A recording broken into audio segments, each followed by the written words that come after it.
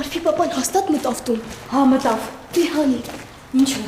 Հեռախոսդ։ Ինչի համար։ Որ story անես։ Նորե, դու իրոք մտածում ես, որ հիմա հարմար պահ է դրա համար։ Հա, հենց հիմա է ամենահարմար պահը։ Լավ։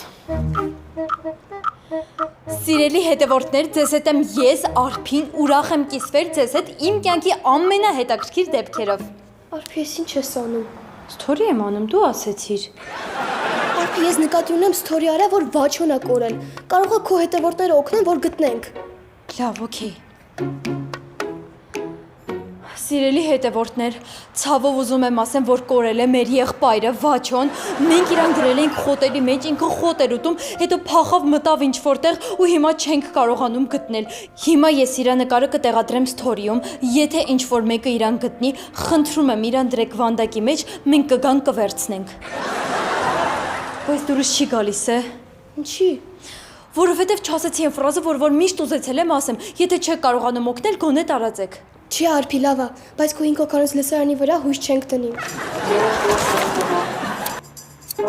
Նարե, արի ուրիշ տեղեր կգցնենք։ Բայց մի րոպե կսպասեք, ձեզ մի բան է ուզում հարցնել, ճիշտ ասած, ձեր լիֆտը աշխատում է, թե չէ, ճիշտ ասած ես երբեք լիֆտ չեմ նստել, դե մենք սեփական տանն ենք ապրում։ Լավ, դուք երևի ուշանում եք, գնացեք ինչ եք կանգնել լեզու թռչում։ Ապրես Արփի, գոնե միտեղ քո շատախոսությունը պետք է կար։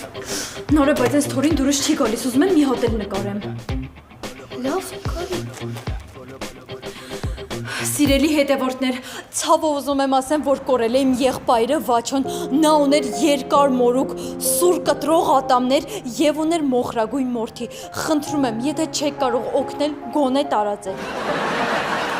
Ասեց ավելի լավ։ Կոլոնայա լինելու ու ահավոր կինո։